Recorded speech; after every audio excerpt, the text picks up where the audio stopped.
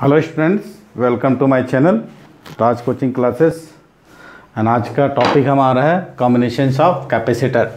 Combination of capacitor मैंने संधारित्रों का संयोजन। संधारित्रों का संयोजन दो प्रकार से होता है, एक होता है सीरीज कॉम्बिनेशन, दूसरा होता है पैरेलल कॉम्बिनेशन। तो आज हम देखेंगे पैरेलल कॉम्बिनेशन, जिसको पार्शियल कॉम्बिनेशन संयोजन भी कहा जाता है।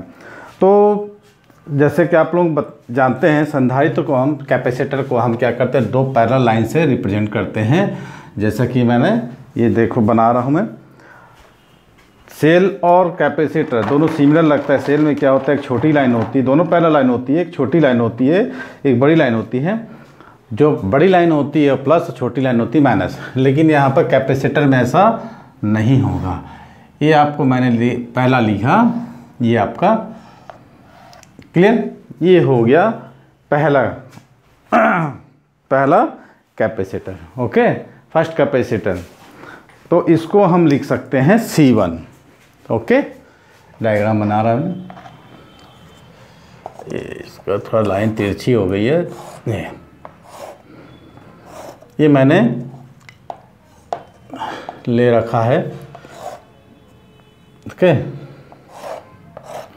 ये देखिए, ये हो गया C1, इसको नाम दे दिया C2, इसको दिया C3। ठीक है, अब हम क्या करते हैं, इसमें तीनों कैपेसिटर्स के पॉइंट को, पहले प्लेट को किसी एक पॉइंट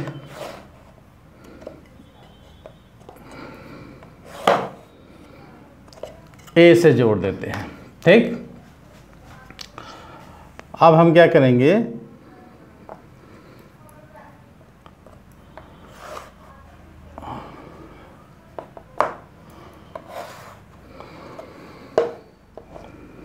दूसरे पॉइंट को हम B से जोड़ देते हैं। ठीक, अब यहाँ पर हम क्या लगाते हैं, बिटवीन एक सेल पॉइंट A, माने बिंदु, बैटरी लगा दी यहाँ पर। डायग्राम बिल्कुल क्लियर बनाना। डायग्राम से क्या होता है, सारी चीज़ें क्लियर होती हैं। ठीक, ये हो गया। Take a 3 capacitor C1, C2 and C3.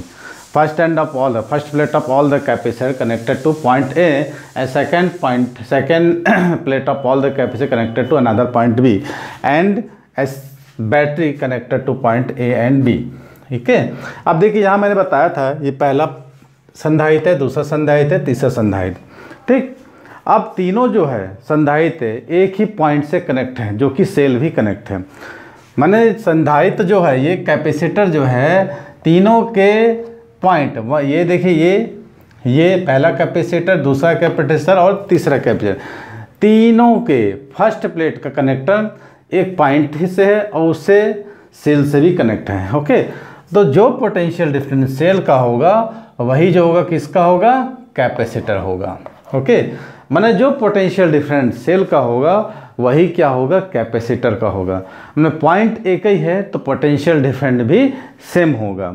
माने पॉइंट एक ही है ना। यदि सेम पॉइंट है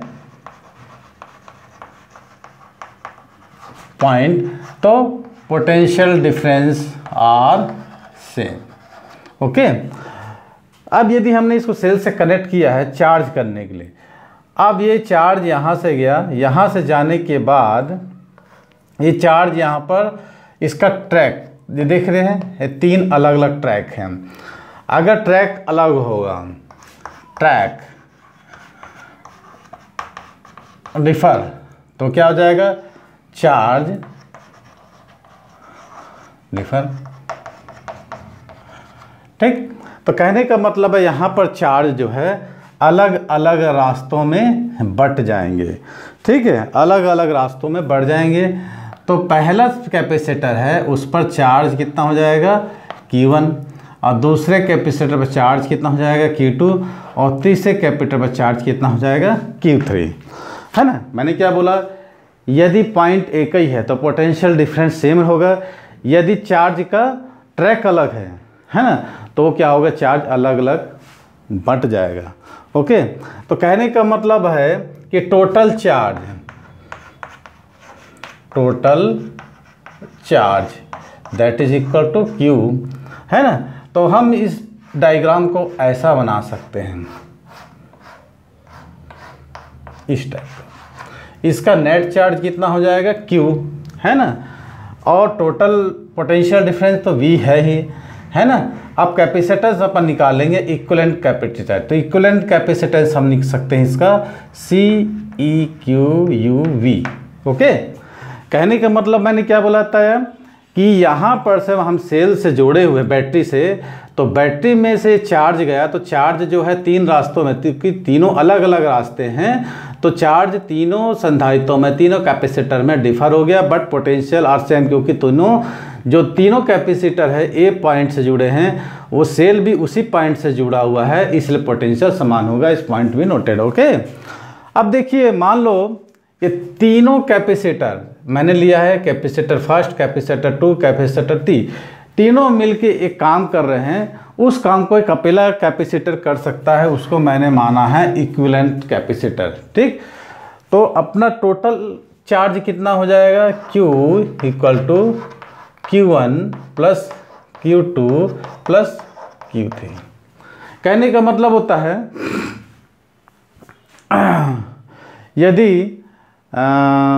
ये एग्जाम्पल्स कुछ देख सकते हैं कि कोई आदमी यदि चार आदमी मिलके काम को इतने दिन में कंप्लीट कर रहे हैं, उसी काम को उतने दिन में एक आदमी अकेला कंप्लीट कर ले रहा है। जैसे अपन क्वेश्चंस पढ़े थे ना कि चार आदमी इस काम को इतने दिन में कर रहे हैं, तो अकेला एक आदमी उस काम को उतने दिन में कर लेगा। वही चीज़ है, जो तीन कैपेसिटर जितना काम कर रहे हैं, अकेला एक कैपेसिटर उस काम को कर रहा है, जिसको अपन बोलते हैं इक्विवेलेंस कैपेसिटर। ठीक है, चार्ज तो मैंने मान लिया कितना, टोटल चार्ज भी कितना होगा Q1 का चार्ज भी डिवाइडेड थी कैपेसिटर Q1 Q2, तो टोटल चार्ज कितना होगा Q। पोटेंशियल तो कॉमन है ही, मैंने पहले ही बता दिया था। अब हम सबका अलग अलग निकालेंगे। क्या, जैसे प्रिंसिपल ऑफ कैपेसिटेंस हम पढ़े थे, क्या था, Q इक्वल टू CV, तो तीनों कैपेसिटर में पढ़ेंगे। पहले कैपेसिटर में क्या था अपने पास, charge Q1 equal to C1V। Okay, दूसरे कैपेसिटर में कितना चार्ज था, क्योंकि चार्ज जो है डिवाइड हो गया, Q2 इक्वल टू C2V, और तीसरे कैपेसिटर में कितना होगा, Q3 इक्वल टू C3V। जब हम उसको वहाँ पर पुट कर देंगे, ये इक्विवेलेंट लिख सकते हैं, तुल्य धारिता जिसको बोलते हैं। ओके, तो तुल्य धारिता में यदि हम रख देंगे तो Q इक्विवेलेंट इक्वल टू हो जाएगा C1V plus C2V plus C3V। Okay, कोई डाउट नहीं? अच्छा, एक चीज़ मेरे को बताइए, ये जो है जिसको हम बोलते हैं मेन, मैंने तीनों का रिजल्टेंट इक्विवेलेंट कैपेसिटर हमको क्यों इसको मान सकते हैं, जिसकी कैपेसिटेंस कितनी है, C इक्विवेलेंस, चार्ज कितना है, total net charge, sum of three charge equal to Q, and potential कितना है V। तो इसका कितना हो जाएगा, Q इक्विवेलेंट इक्वल टू कितना हो जाएगा, C equivalent into V। Okay, अब यहाँ पर पुट कर लेंगे C equivalent into V equal to, इसमें से हम V कॉमन निकाल देंगे, C1 plus C2 plus C3। Okay, तो ये V और V हम क्या करेंगे, कैंसिल कर देंगे।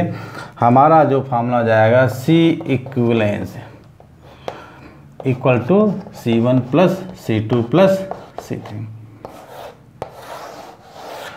तो equivalence capacitance is equal to the sum of individual capacitance, ये हमारा फार्मूला निकल गया। ठीक है, तो आप ध्यान से देख लीजिए, एक बार रिपीट करता हूँ। तीन संधारित्र, तीन कैपेसिटर है, C1 C2 एंड C3। इसके फर्स्ट प्लेट को हम क्या पॉइंट A से जोड़ दिए हैं, सेकंड पॉइंट को दूसरे पॉइंट P से जोड़ देती हैं, और एक बैटरी हम लगा देते हैं A और B के बीच में। जैसे ही हम बैटरी को लगाते हैं तो यहाँ पर चार्ज होना चालू हो जाता है। क्योंकि यहाँ पर क्या है, ट्रैक अलग अलग हैं, इससे चार्ज डिवाइड हो जाएंगे, लेकिन पॉइंट एक है तो पोटेंशियल कॉमन रहेगा। ठीक, तो लिख दिया हमने, सेम पॉइंट होगा, पोटेंशियल डिफरेंस आर सेम होगा, ये ट्रैक डिफरेंस होगा तो चार्ज भी डिफरेंस होगा। टोटल चार्ज हम कितना मान लेते हैं, क्यू। मान लो हम मानते हैं तीनों कैपेसिटर के इक्वलेंस एक कैपेसिटर हम मान लिए हैं, जिसमें चार्ज कितना होगा, क्यू होगा। पोटेंशियल तो भी कॉमन रहेगा, क्योंकि जो सेल का पोटेंशियल है वही तीनों का पोटेंशियल हो जाएगा, क्योंकि तीनों एक ही पॉइंट से जुड़े हुए हैं। ओके, तो ये इक्वलेंट चार्ज है, क्यू इक्वलेंट कितना होगा, Q1 + Q2 + Q3, तो Q = CV है चार्ज का डेफिनेशन। तो सबका हम चार्ज निकाल लेंगे तीनों कैपेसिटेंस का। पहला कैपेसिटेंस का Q1 = C1V, potential common, charge अलग। दूसरे कैपेसिटेंस का पोटेंशियल कॉमन, चार्ज Q2, तो Q2 = CTV। तीसरे capacitor potential common, charge different. अब हम इसमें पुट कर देंगे। पुट करने के बाद हम क्या करेंगे, इसका पोटेंशियल निकाल लेंगे। इक्वलेंस जो मैंने इसका जो मेन पोटेंशियल कैपेसिटेंस निकाले हैं, जिसका कितना होगा, चार्ज Q हो जाएगा, पोटेंशियल भी हो जाएगा, क्योंकि सेल का पोटेंशियल इसके पोटेंशियल के इक्वल है। विथ करके हम यहाँ पर V को हम कैंसिल कर देंगे, तो हमको इक्वलेंस कैपेसिटेंस निकल जाएगा। इसमें आप कितनी बातें देख रहे हैं, कितनी बातें आप देख रहे हैं। Q = CV है ना, तो Q = CV if V is constant, V is constant. यदि हम क्या कर रहे हैं, पोटेंशियल डिफरेंस है ना, विभवांतर को समान रखते हैं, नियत रख रहे हैं, क्योंकि इसको तीनों जो है क्या मैं बताया एक ही बिंदु से जुड़े हुए हैं, सेल भी उसी बिंदु से जुड़ा हुआ है, तो हमारा विभवांतर जो होगा क्या हो जाएगा, ये कॉमन हो जाएगा या कांस्टेंट बोल सकते हो आप। तो Q is the directly proportion to C आ जाएगा। Okay, Q is the directly proportion to C। तो हम ले सकते हैं Q1 पहले कैपेसिटर का चार्ज, दूसरे कैपेसिटर का चार्ज, और ये तीसरे कैपेसिटर का चार्ज।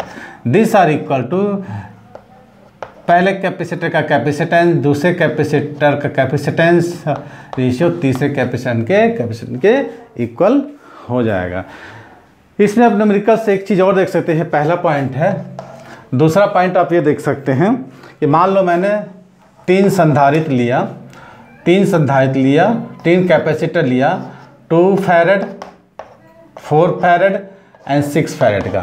तीनों को यदि मैंने क्या कर दिया, पैरेलल कॉम्बिनेशंस में ऐड कर दिया, तो इसका इक्वलेंस कितना आ जाएगा, 2 + 4 + 6। इट मीन्स दैट C = कितना आ जाएगा, 6 और 2 8 4। तो इसमें देख रहे हैं आप कि जो equivalent capacitance is greater than, जे मैंने इसमें जो इक्विवेलेंट कैपेसिटेंस आ रहा है, वो जो तीनों कैपेसिटेंस में सबसे बड़ा जो कैपेसिटर है उससे भी बड़ा होगा। It means that C equivalence is greater then C3। ये क्या है, C1 है, ये C2 है, ये C3 है। मैंने ये इससे क्या हो जाएगा, जस्ट ग्रेटर देन हो जाएगा। तो सीरीज कॉम्बिनेशंस का भी देख लीजिएगा वीडियो, उसको मैं डाल दूंगा, उसको मैं बना कर रखा हूँ, उसको अपलोड नहीं किया हूँ। तो इसको स्टूडेंट्स की डिमांड थी, तो इसको मैंने आज अपलोड कर दिया है। तो आप इसको देखिए, है ना। इसमें कोई भी डाउट होगा तो उसको बताइए। सिंपल सा था, कोई दिक्कत की बात नहीं थी कि संधारित्रों का समूहन हम क्यों करते हैं, है ना, कॉम्बिनेशंस ऑफ कैपेसिटेंस क्यों करते हैं, किस लिए करते हैं, सारी बातों को नोट कर लीजिए। इसमें और भी न्यूमेरिकल्स क्वेश्चंस करेंगे हम, ठीक। ओके, मिलते हैं हम अगली वीडियो में। तो चैनल को लाइक कीजिएगा, सब्सक्राइब कीजिएगा। और मैं राजकुमार तिवारी अपने राज कोचिंग क्लासेस के स्पेशल क्लासेस में और रेगुलर क्लासेस में आपको मिलते रहूँगा नई नई वीडियो के साथ। तो वीडियो को शुरू से अंत तक देखिएगा, अपने दोस्तों का शेयर कीजिएगा और लाइक कीजिएगा। Okay, best of luck.